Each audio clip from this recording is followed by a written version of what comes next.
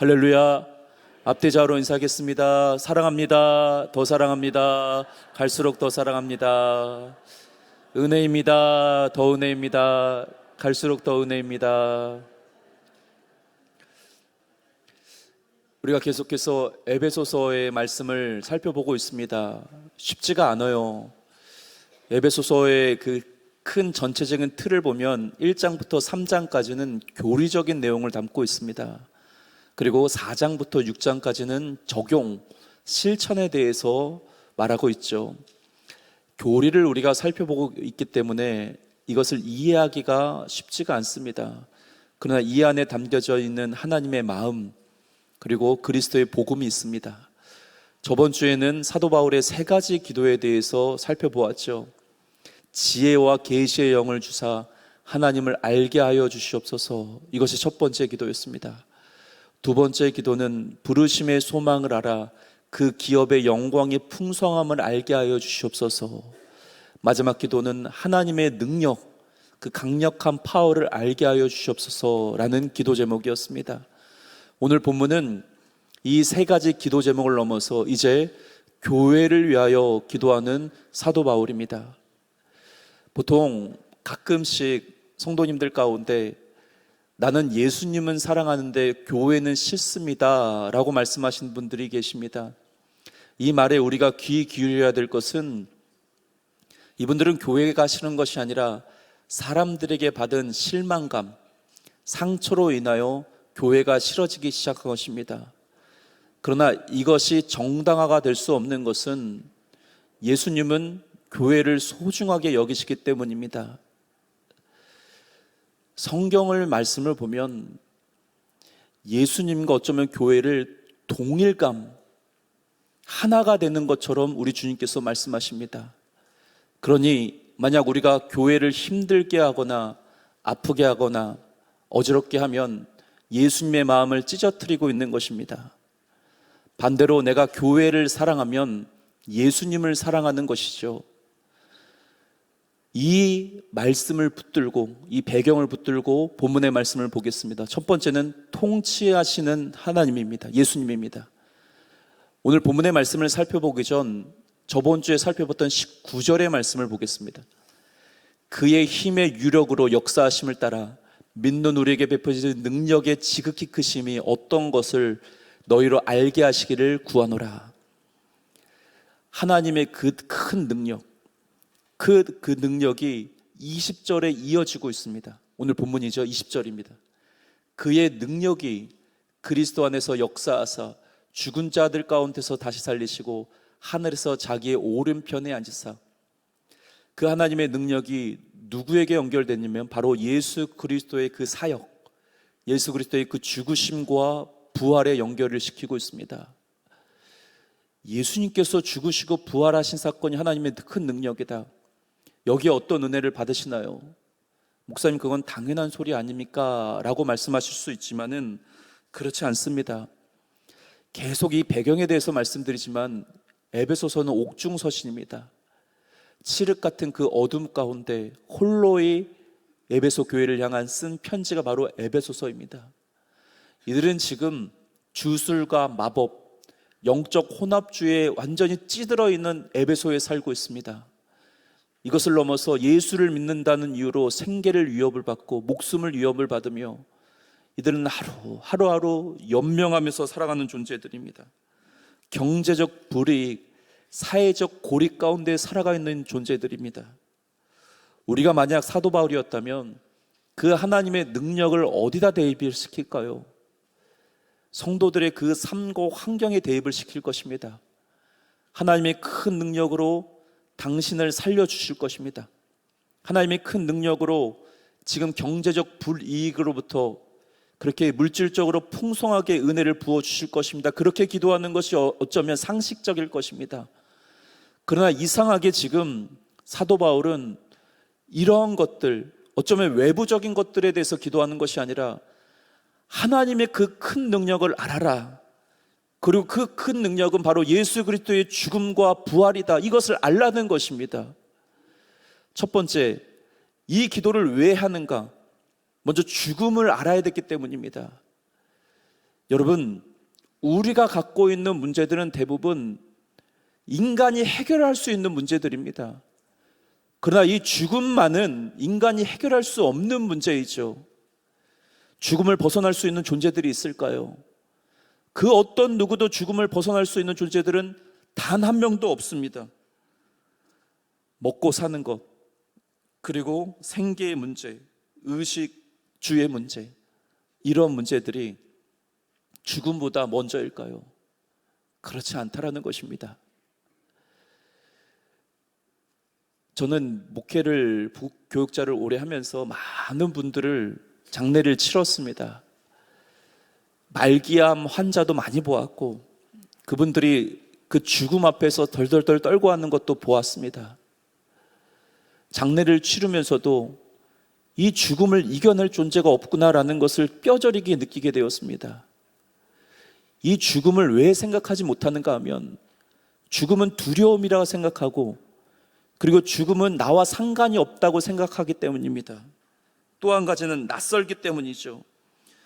그러나 평생 내 안에서 질문을 해야 될 것은 나는 죽음을 어떻게 바라보고 있는가라는 것입니다.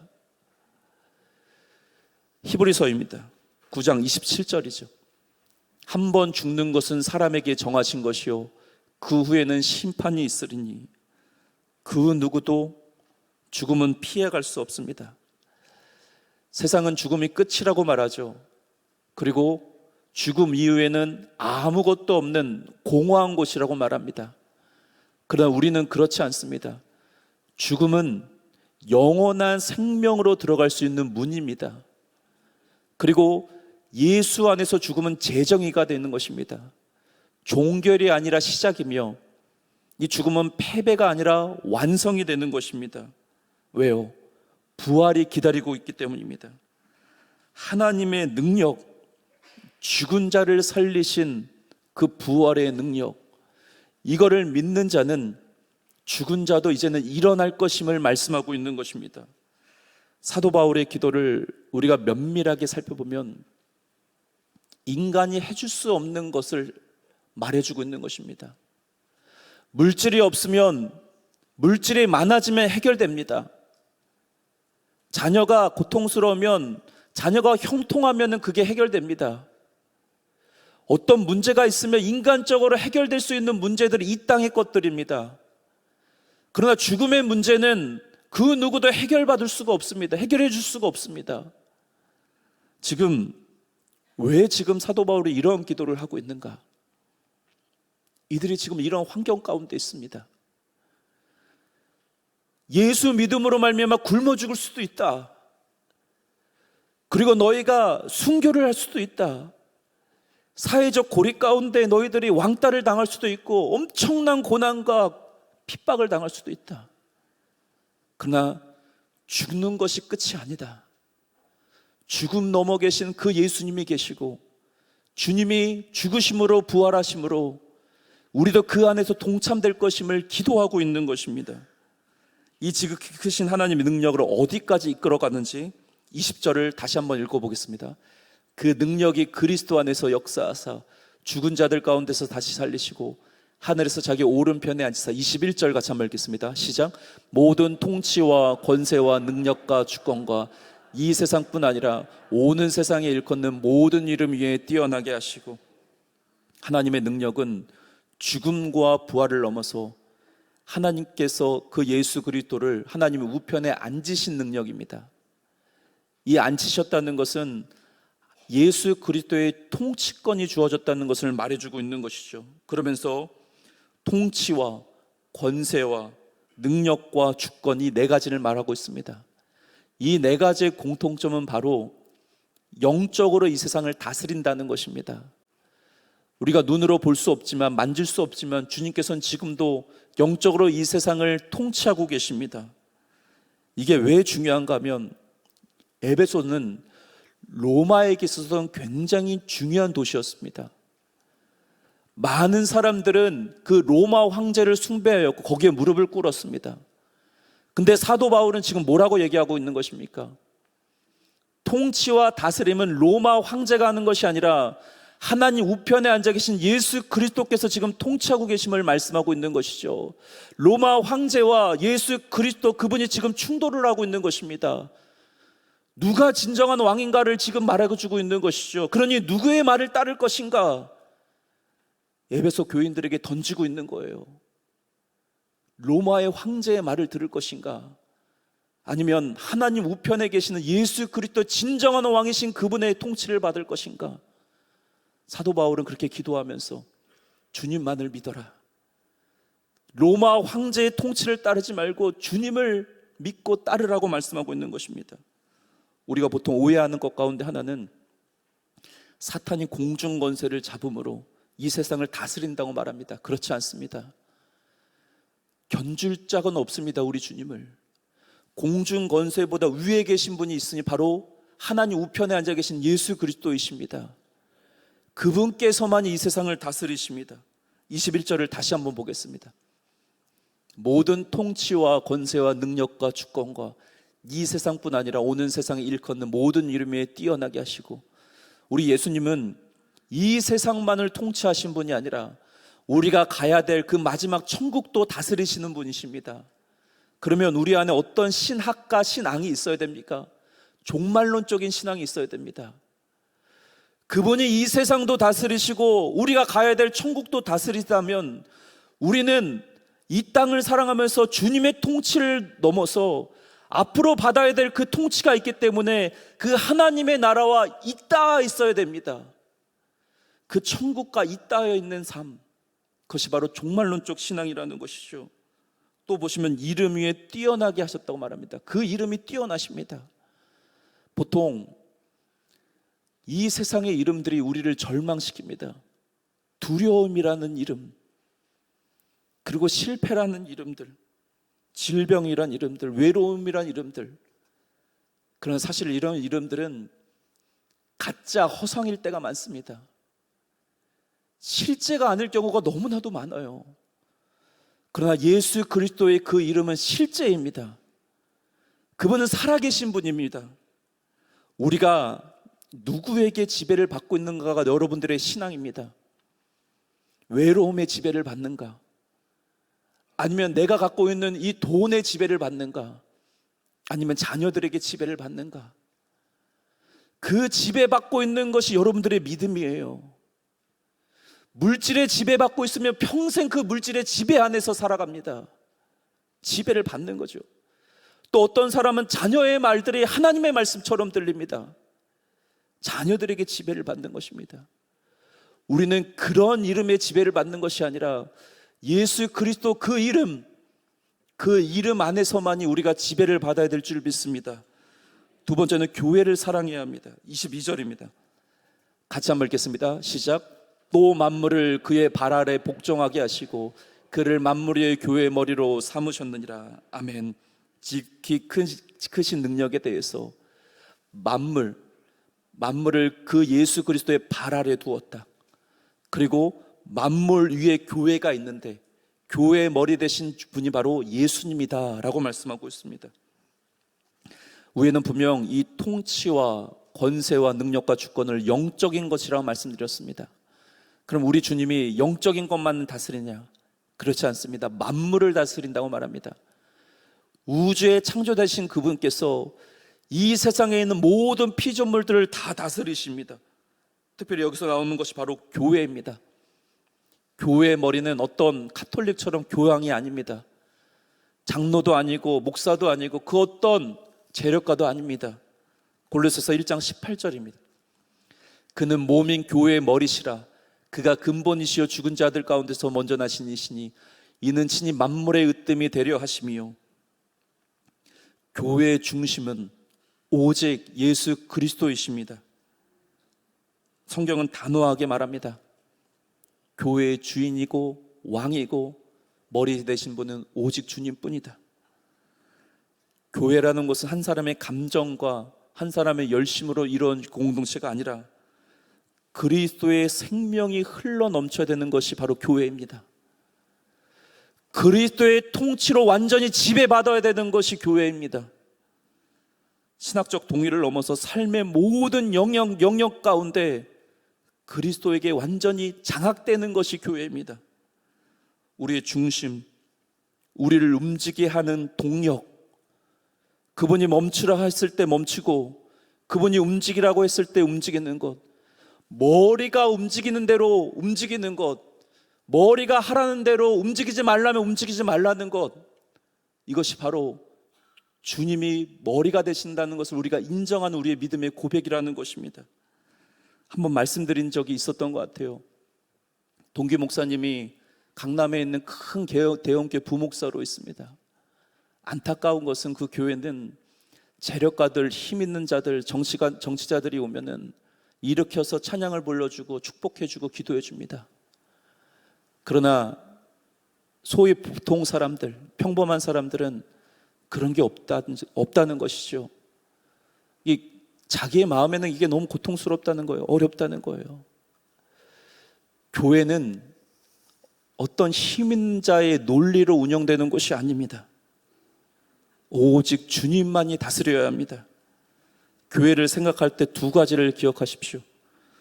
교회는 그리스도의 몸이고, 그리고 교회의 머리 대신 주님만이 교회의 왕이십니다. 우리 모든 성도들은 두 가지 방향에 연결되어 있습니다. 머리 대신 예수님과 밀접하게 연결되어 있습니다. 머리 대신 주님과 단절되면 우리는 죽는 것입니다. 그러나 또 한 가지, 교회는 지체와 지체끼리 연결되어 있습니다. 이것도 마찬가지입니다. 지체와 지체끼리가 단절되고 분리되면 이것 또한 죽는 것입니다. 그러니 저는 교회에 나가지 않고 유튜브로 예배 드리겠습니다. 물론 피치 못할 사정이 있지만은 이건 진정한 예배가 아닙니다. 위에 말씀드렸듯이 나는 예수님은 좋으나 교회는 싫습니다. 이것도 성경이 요구하는 건강한 믿음이 아닙니다. 공동체 안에서 교회라는 것은 부대끼는 것입니다. 훈련받는 것입니다. 함께 믿음의 길을 걸어가는 것입니다. 교회의 머리 대신 주님과 단절되면은 죽지만, 내가 싫어하고 내가 보기 싫어하는 사람들과의 단절도 그것은 죽는 것입니다. 손이 말합니다. 나는 깨끗하게 씻었어. 그러니 바르게 말하죠. 너는 무좀에 걸리고 너는 냄새나고 악취나기 때문에 내가 너를 잘라내겠다. 난 너가 싫다. 이것 또한 죽는 것입니다. 저 사람은 안 된다. 저 사람은 구제불능이다. 가능성이 없는다. 발을 잘라내는 것과 똑같습니다. 이 부딪히고 갈등하고 부대끼면서 누가 다듬어집니까? 내가 다듬어줘요. 내가 깎아지기 시작합니다. 내가 얼마나 인내가 없는지, 내가 얼마나 사랑이 없었는지, 세상적으로 얼마나 자존심이 강한지 교회를 통해서 알 수 있는 것입니다. 보통 우리가 알기로 방주는 교회 예표라고 말하죠. 그 방주 안에 짐승들의 울음소리가 엄청납니다. 그 소음, 거기에 소변과 대변을 막 싸재고 동물들이 거기에 버티기 싫어서 방주 안을 떠나면 바로 죽는 것입니다. 완벽한 교회는 이 세상에 없습니다. 김희철 목사가 강성교회에 오는 이상 완벽한 교회는 없습니다.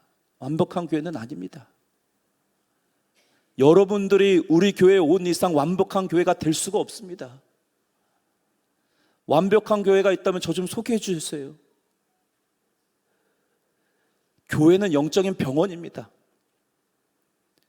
병원은 누가 오나요? 환자들이 옵니다. 환자들이. 그 환자들이 와서 영적으로 주님을 만나고 그분을 인격적으로 경험함으로 말미암아 나아지기 시작하던 것입니다. 그게 교회가 감당해야 될 역할이라는 것이죠.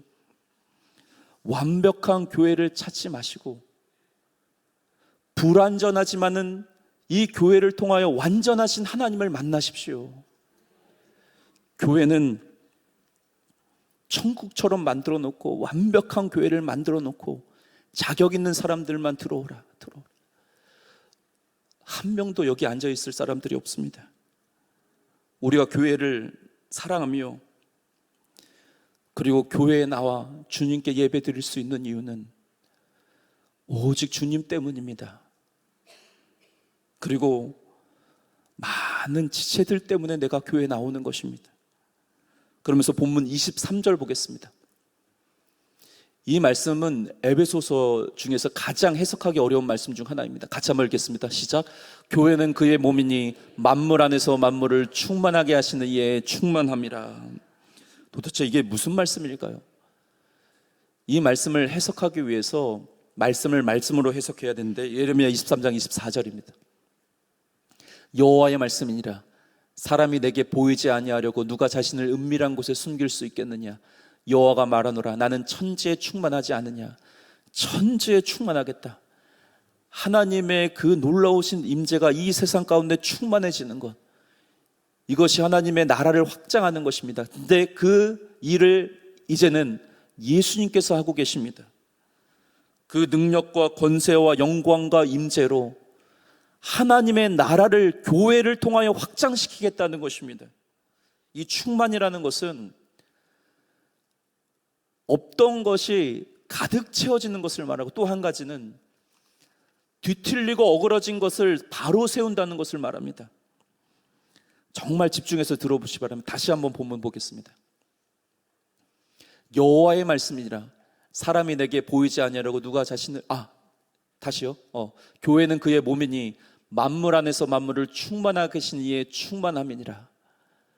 말씀을 잘 해석해야 되는데요, 이 해석에 대해서 두 가지가 있습니다. 교회가 예수 그리스도를 충만케 하는 것이다. 첫 번째 해석입니다. 두 번째는 예수님이 교회를 충만케 하는 것이다. 뭐가 맞을까요? 제가 이것 때문에 골머리를 엄청 썩었어요. 그리고 나서 주석을 몇 가지 보면서 칼빈의 주석을 보게 되었습니다. 칼빈이 뭐라고 말했냐 보겠습니다. 글 좀 보여주세요. 만일 그리스도가 우리와 연합하지 않으면 하나님의 아들은 어느 정도 자신이 불안하다고 인식합니다. 이것이 교회의 가장 고상한 영예입니다. 그리고 나서 에베소서의 강해를 제가 보았는데 이렇게 해석을 하고 있습니다. 아버지는 집안에 자기 아들이 없을 때 집이 텅 빈 것처럼 보이는구나 하고 말할 것이다. 또 남편은 자기 아내가 함께 있지 않을 때 난 반쪽짜리 인간처럼 보인다 하고 말할 것이다. 이 칼빈의 해석은 굉장히 파격적이고 충격적인 것처럼 들려집니다. 그렇지 않으신가요? 칼빈의 해석이 뭔가 하면 예수님은 교회가 없으면 완벽하지 않는 것처럼 보인다라는 해석이에요. 예수님이 교회가 없으면 마치 결핍된 것처럼 느끼신다는 것을 말하고 주고 있는 것입니다. 그러나 오해하지 말아야 될 것은 칼빈은 그런 의도로 말하는 것이 아닙니다. 아버지는 아버지로서 완전하십니다. 그분은 예수 그리스도로서 왕으로서 완전하십니다. 교회에 의존하지 않으십니다. 그러나 남편은 신부가 없으면 허전한 거예요. 텅 빈 것처럼 느끼시는 것입니다. 그리고 또 한 가지는 아내가 없으니 반쪽짜리로 느끼는 거죠. 교회가 그 정도라는 거예요. 아직 설교가 많이 남아서 잠깐만요. 잠깐만요. 예. 아직 설교가 남아있어요. 반쪽짜리라고 느끼시는 것입니다. 신부가 된 교회가 신랑 되신 예수님에게 이 정도로 소중한 거래요. 이 칼빈의 주석이 맞는 것인가 라고 제가 의심이 들었어요. 너무 충격적이기 때문에. 그래서 주석가인 핸드릭스 주석도 보았습니다. 똑같이 해석을 합니다. 잘 보시 바랍니다. 그리스도는 그의 신적 본질상 교회에 의존하지 않으며 예수님은 신적으로서 하나님으로서 어디에 의존하지 않습니까? 교회에 의존하지 않습니다. 교회를 통하여 보충되지도 않는다. 지금부터 잘 들어보세요. 그러나 신랑으로서 그는 신부 없이 불완전하고 주기로서 그는 가지를 떠나서는 생각될 수 없으며 목자로서 그는 그의 양들을 떠나서는 완전하다고 볼 수 없다. 또한 머리로서 그는 그의 몸인 교회 안에서 완전해지신다. 예수 그리스도는 본질상 교회에 절대적으로 의존하지 않습니다. 그분은 있는 그대로 완전하신 분입니다. 그러나 신랑은 반드시 신부가 있어야 됩니다. 이 정도로 사랑해요, 교회를. 줄기가 있으면 가지가 있어야 되고, 목자가 있으면 양이 있어야 될 정도로 교회를 사랑하십니다. 없어서는 안 되는 거예요. 주님이 부족해서가 아니에요. 결핍이 있어서가 아니에요. 주님의 교회를 너무 사랑하기 때문입니다. 이걸 알면 교회가 싫어질래야 싫어질 수가 없습니다. 내가 교회를 사랑하는데 예수님이 싫어진다? 그것도 말도 안 됩니다. 내가 사랑하는 예수님이 사랑하는 것을 나도 사랑해야 합니다. 이게 성경의 말씀입니다. 분명 교회라는 것은 나를 실망시키죠. 나를 어렵게 할 때도 있습니다. 허물이 있고 어쩌면 더 냉정하게 보이는 것처럼 보일 때도 있습니다. 놀라운 것은 하나님은 그 교회를 포기하지 않으십니다. 초대교회 역사를 보면 하나님은 교회를 통하여 일하셨고, 교회를 통하여 하나님의 나라를 이루어 가셨습니다. 여러분 잊지 마십시오. 교회만 다니지 마시고 교회가 되기를 주님의 이름으로 축복합니다. 교회가 되셔야지만 교회를 사랑할 수가 있어요. 내가 교회가 되지 않기 때문에, 내가 주님이 거하는 성전이 되지 않기 때문에 그 주님이 사랑하는 것을 사랑하지 못하는 것입니다. 사랑하는 성도 여러분, 교회를 아끼시고 교회를 위해서 기도해 주시고, 무엇보다도 먼저는 교회가 되셔서 하나님의 나라를 위하여 쓰임 받으시기를 주 예수 그리스도의 이름으로 축복합니다. 다 같이 일어나서 찬양하겠습니다.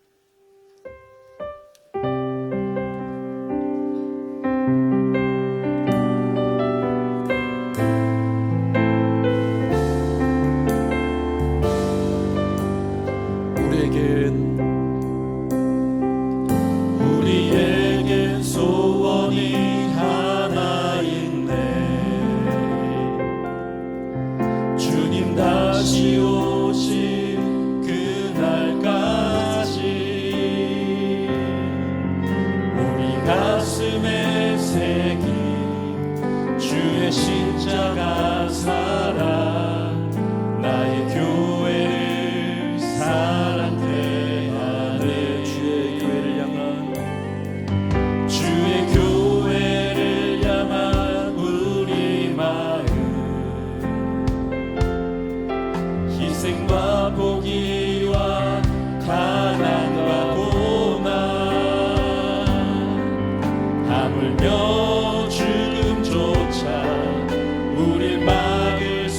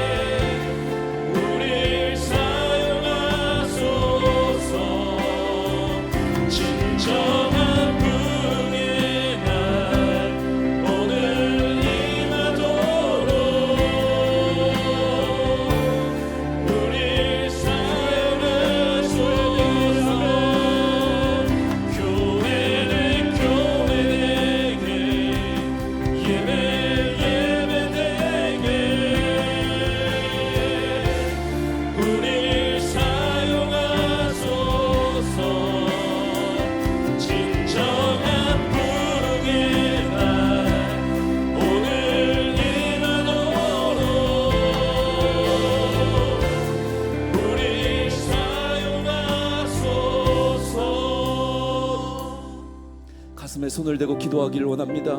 사랑하는 성도 여러분, 교회는 사람의 소리가 나는 곳이 아닙니다. 사람의 소리를 내지 마세요. 인간의 소리를 내지 마세요.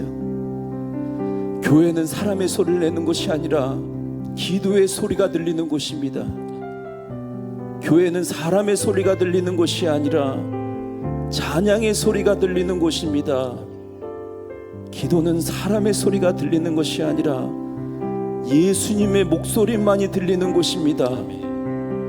이 시간 같이 한번 기도할 때 강성교회의 주인 되신 예수 그리스도이시여, 그분의 머리를 우리가 인정하며 그분의 이 머리를 통하여 우리가 움직이길 원합나이다. 강성교회의 주인이시여, 왕이시여, 통치자이시여, 우리 강성교회를 다스려 주시옵소서. 머리 대신 주님의 말씀에 우리가 통치만 받으며 그분에게 순종하며 나아갈 수 있도록 도와주시옵소서. 주여 외치고 함께 기도합니다. 주여,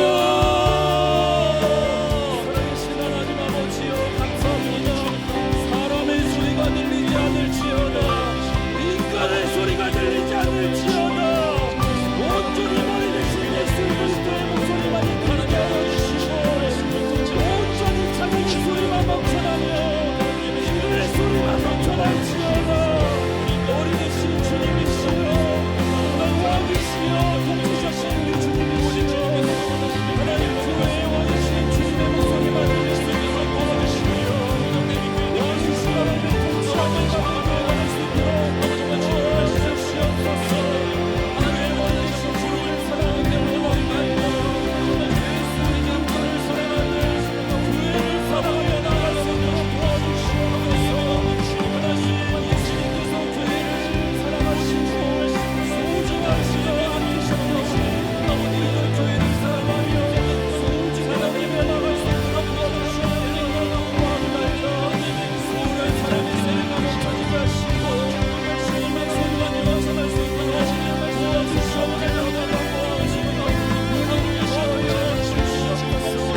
하나님의 능력이 오르시는 것으로 사랑 교회의 주님과 보호를 느끼며 하나님의 모든 문제를 해결해 주시기를 원하시오. 하나님 통치하는 선사이시로 남자이여, 하나님의 나라를 영원히 사랑하기를 원하나이다. 우리가 사역을 통하셔서 나를 위하여 사랑하시옵나이다. 하나님 정말 영적인 신앙을 갖고 사랑하는 아버지여, 교회를 사랑하는 예수님께서 교회를 사랑하는 아버지 교회를 하나님의 사랑할 수 있도록